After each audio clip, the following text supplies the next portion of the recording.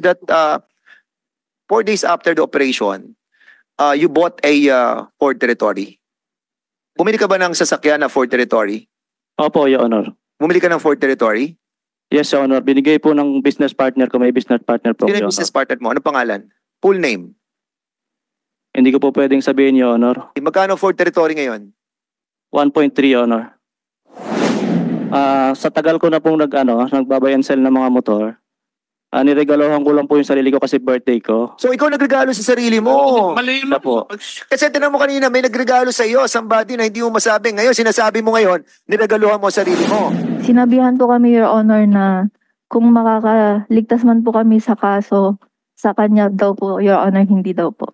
Sinabi yan ni Police Major Quijana. Yes po, Your Honor. Wala po akong sinasabi na gano'n, Your Honor. Hindi ko naman po masasagot. Sinabi ka niya na ikaw ang nag-utos. Wala nga po akong inuutos, Your Honor. Kaya nga dahil sa pagsisinungaling mo eh. Alam po nila ang totoo. Sagutin niyo po ako ng totoo. Tinakot po ba kayo? Kaya niyo ang inyong BWC? Inutusan po, Your Honor. Tinakot kayo?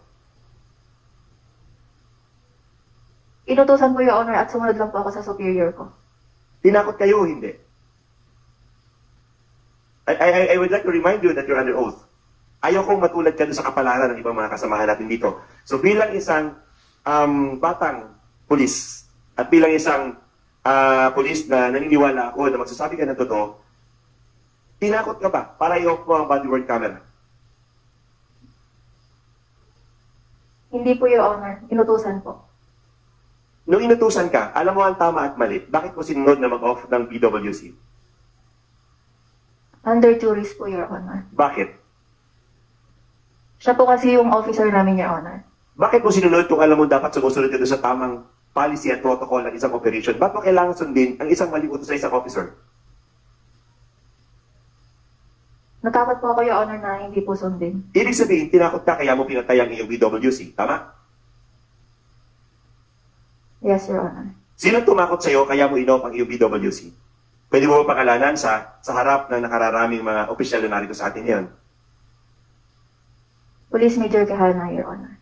Anong sinabi sa'yo ni Police Major Jason Quijana nung time na in-off mo ang iyong camera? Ang sabi lang po, Your Honor, patayin yung BWC at alam ko na daw po ang gagawin, Your Honor. Nasaan doon yung pananakot? Bilang isang officer, Your Honor, at ako po ay isang PNCO lamang po. Doon lang po ako natakot, Your Honor. Wala bang threat na nangyari na pag hindi mo sinunod, ay meron kang problema kakaharapin? None, Your Honor. Yung threat po, Your Honor, after na po ng operation. Na mag-off ng BWC.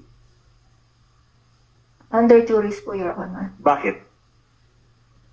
Siya po kasi yung officer namin, Your Honor. Bakit mo sinunod kung alam mo dapat sumusunod ka doon sa tamang policy at protocol ng isang operation? Bakit mo kailangan sundin ang isang mali utos sa isang officer? Natakot po ako, Your Honor, na hindi po sundin. Ibig sabihin, tinakot ka kaya mo pinatay ang iyong BWC. Tama? Yes, Your Honor. Sino tumakot sa'yo kaya mo in-off ang iyong BWC? Pwede mo ba pakalanan sa harap ng nakararaming mga opisyal na narito sa atin yan? Police Major Quijana, Your Honor. Anong sinabi sa'yo ni Police Major Jason Quijana nung time na in-off mo ang iyong camera?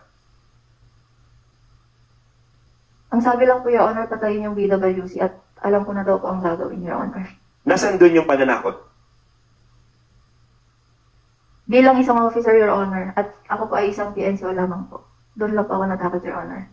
Wala bang threat na nangyari na pag hindi mo sinunod, ay meron kang problema kakaharapin? None, Your Honor.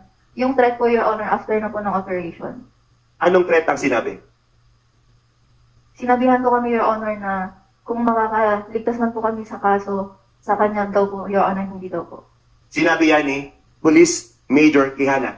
Yes po, Your Honor. Ano yung ibig sabihin niya kaya na kung makakaligtas kayo sa kaso sa kanya ay hindi kayo makakaligtas? Anong ibig sabihin niya nun? Nung nag-investigate na po kasi yung D7, Your Honor, sa SPD po, sinabihan po kami na mag-stick po kami sa affidavit namin, which is yung unang affidavit po na ginawa namin, Your Honor. Tatanungin kita sa pangalawang pagkakataon. Maraming salamat sa iyong pag-amin sa pananakot sa iyo. Pangalawa, naka-off man ang camera mo, pero yung mata mo naman ay bukas ng oras ng operasyon. Nakita mo ba ang dami ng halagang pera nung time na iniikot ninyo ang isang lugar dun sa Unit 1811? Your Honor, dun sa 27 million, hindi ko po nakita yun, Your Honor. Kasi po, pinagbawalan po kami pumasok dun sa room, Your Honor. Ang nandun dun lang po sa room, Your Honor, si Sir Quijana po at si Sir Democrito. Hindi ko na po alam kung sino pa po yung nasa loob, Your Honor. Noon bang ikaw ay tinakot ni Major Quijana? Nakaramdam ka ba ng pag-iisip na baka kung ano mangyari sa buhay mo? Yes po, Your Honor. Okay. Mr. Chairman, tapos na po ako ng pagtatanong kay Patrolman Quijana. Pupunta po ako kay Patrolman Acosta. Pupunta po ako kay Major Quijana. Go ahead, sige, go ahead. Major Quijana, ulit-ulit mo po sinasabi na hindi mo inutusan si Patrolman Acosta na mag-off siya ng BWC. Yun po ay ilang tanong na po namin sa inyo. Ako po ay nakikinig tuwing kayo po ay tinatanong. Ngayon po, mabubulaanan niyo po ba ang sinabi niya na tinakot ko siya? Your Honor, unang-una po, nabanggit niyo po, sinabi niya po kanina na hindi ko po siya tinakot, Your Honor. Pangalawa po, wala po akong inuutos, Your Honor, na iyo po yung body worn camera. Kasi yun po yung panglaban namin during the conduct of search warrant. Lapses na po yun, Your Honor, yung pong ang sabi niya po sa akin, natatandaan ko, hindi niya po na-open yung body worn camera.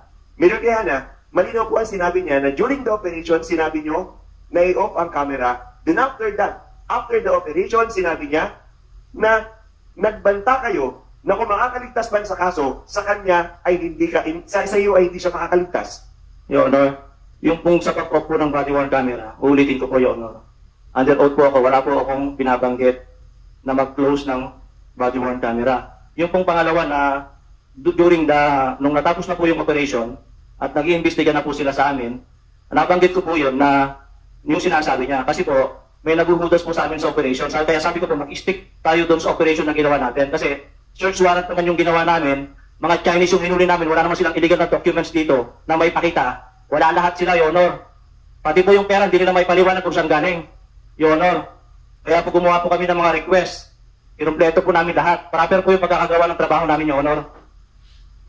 Mr. Chairman, Okay, I would like to yield to Congressman Ako. okay, you your time. Sige, before we go back sa iyo, Ay, okay ka na. Okay na po. Okay ka na. Sige, go ahead. Congressman ako, please. Thank you, Mr. Chair. Major Quijana, sinasabi mo lang na legal yung trabaho ninyo, pero lahat ng ebidensya ngayon, hindi. Kung alam ko na legal yun, I wouldn't have filed that resolution. Pero matanong kita, meron bang dahilan si Madam Acosta na isara yung body worn camera?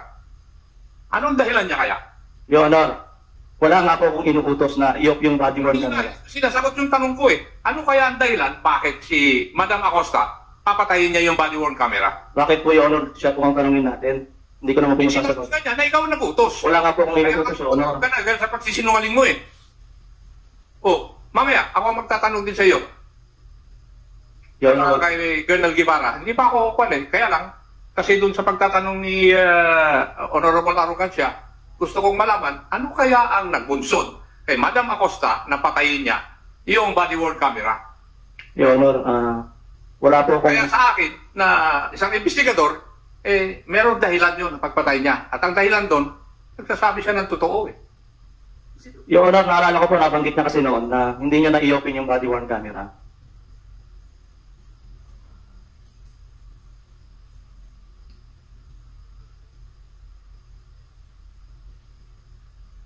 Mga question kay Major Quijana. Major Quijana, is it true that 4 days after the operation, you bought a Ford Territory? Bumili ka ba ng sasakyan na Ford Territory? Opo, Your Honor. Bumili ka ng Ford Territory? Yes, Your Honor. Binigay po ng business partner ko. May business partner po. Sino yung business partner mo? Ano pangalan? Full name? Hindi ko po pwedeng sabihin, Your Honor.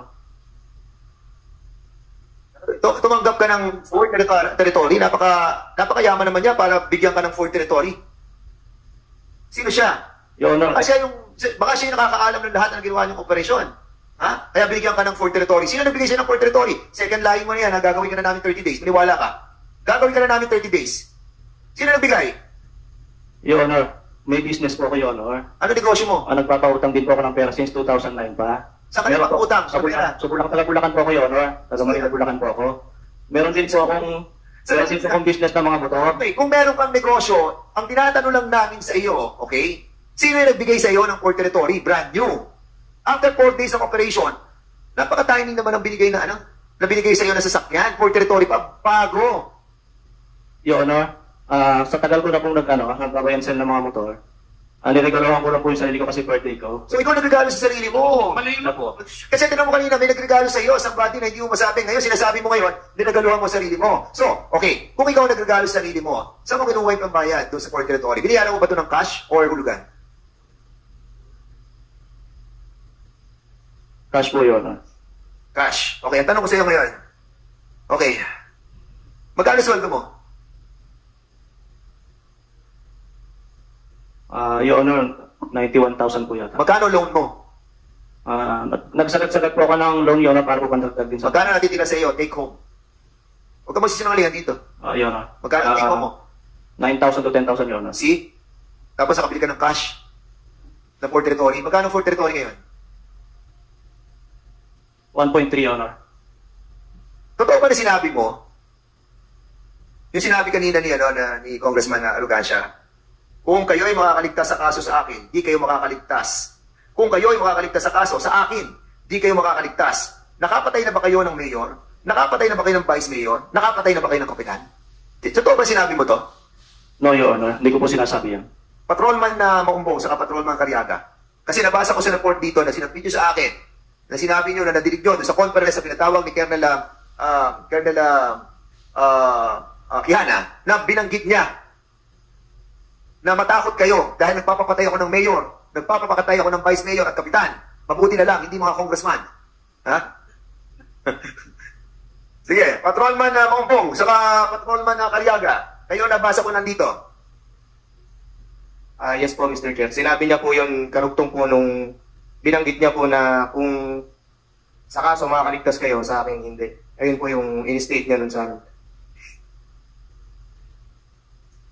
Cariaga po, sir. Patrolman na Maumbong. Here.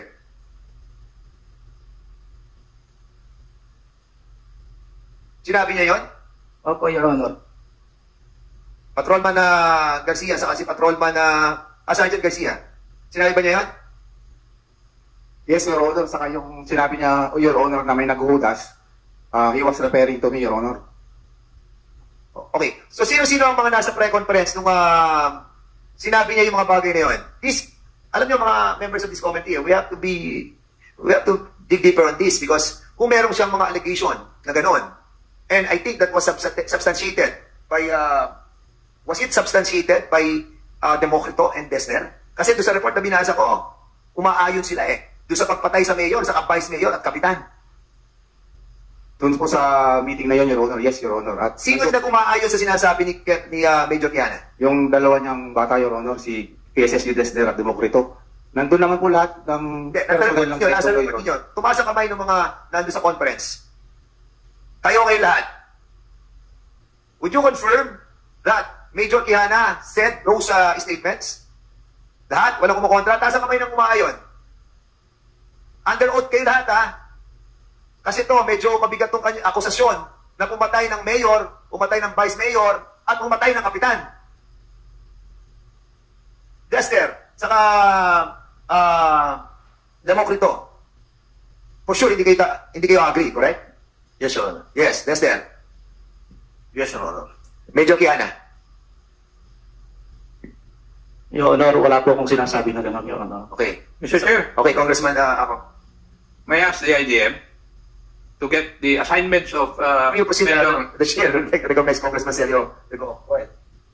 to get the resume of the assignments of Major Quijana.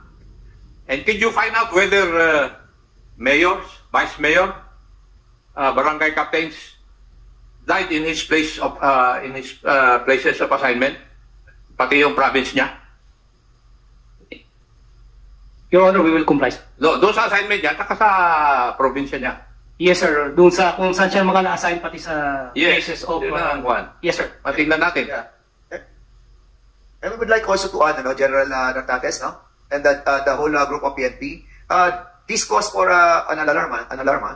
Kung merong gano'n at sinasabi ng lahat ng mga nasa pre-conference, all the same, that sinabi yung mga statement na yun, killing mayors, vice mayors, and barangay captains, we have to be worried about this.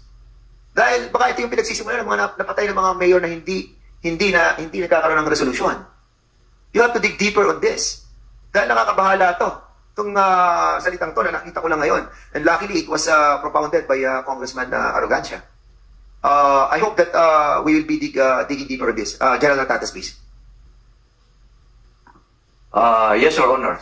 The statement that allegedly he killed or caused the death of several elected officials, as he mentioned in that conference, I hope it is not true. But subject for validation or continuing inquiry of our police within NCR and in coordination also with the different police units or other units outside NCRPO. I hope that that statement was borne out only because of threatening the rest of his teams or about to spill out something during that investigation being conducted against them. So, Major Giana, out of frustration mo lang ba yun or talagang from the heart?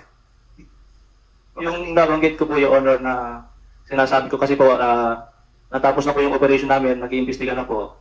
Nasabi ko po talaga yung sinasabi nila na kung hindi kayo makakaligtas dito, sa akin hindi. Napapfrustrate na po ako, Your Honor, kasi under pressure na po kami, Your Honor. Okay, so pati yung pagpatay sa mga mayor. Wala po ako sinasabi na gano'n, Your Honor. Kasi kanina, ang binabanggit mo na hindi mo sinabi yung mga yun. So ngayon, inaamin mo na binabanggit mo. Binanggit mo siya. Out of frustration.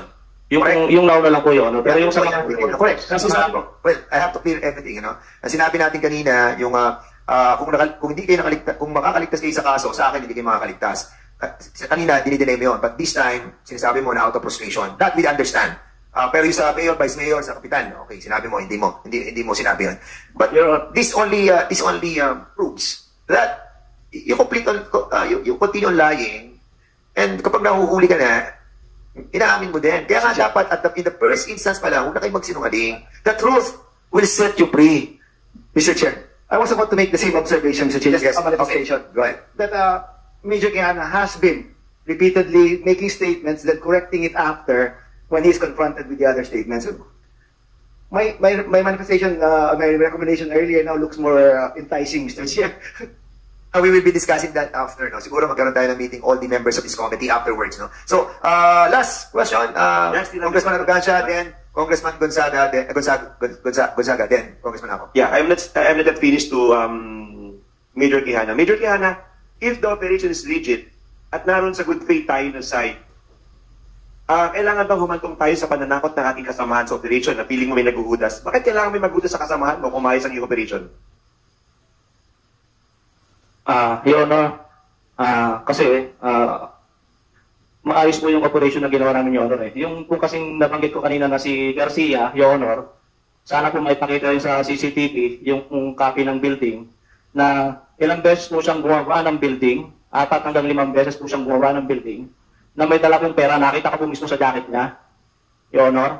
Si Garcia, yung aming chief of blood, siya po yung sinasabi ko na naghudas.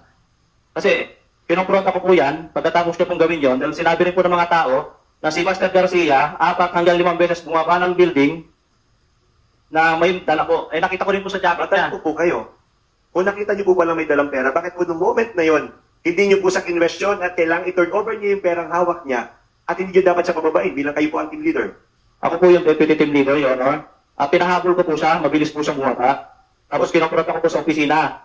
Hindi na po siya nag-away po kami. Huwag po tayo magtanga-tangahan. Kasi kung kayo po ang isa sa mga nasusunod sa operation na yon, that moment, ang dami niyo pong bata sa baba, hindi niyo dapat hinayaan bumaba kung merong hawak na pera na ibinababa na hindi yun sa kanila. Dapat kinuha niyo na right away yun, di po ba? Sinisecure ko po yung perimeter, Your Honor, mabilis po siyang bumaba. At bakit hindi niyo po dinapot ang inyong kasamahan? Kasi illegal po yun. Hindi ko na po naisip yan, Your Honor, pasensya na po. Alam niyo po, Major Quijana, hindi po ako abogado, hindi rin po ako polis. Pero sa pangkaraniwang pananaw ng isang sibilyan, hindi niyo po kaya kaming paikutin dito.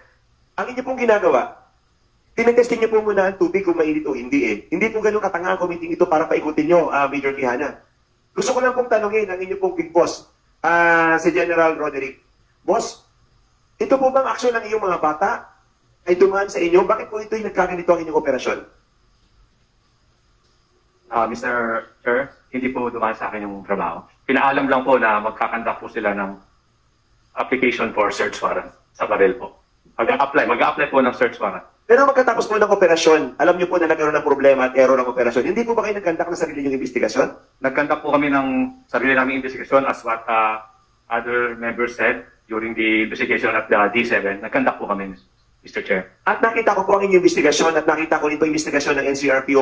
Magkasalungat po eh. Lumalabas po sa inyong investigasyon na ina-absuelto niyo po ang inyong mga bata. Mr. Chair, mali po yung nasabi niyo po. Hindi po siya magkasalungat, kundi continuous investigation po yung nangyari. Kasi after po na ma-relieve po ako, ang aming na pong Regional Director nag-conduct po ng investigation. At during our investigation, I submitted it to this Honorable Committee that nagfile po ako ng kaso sa aking mga tauhan.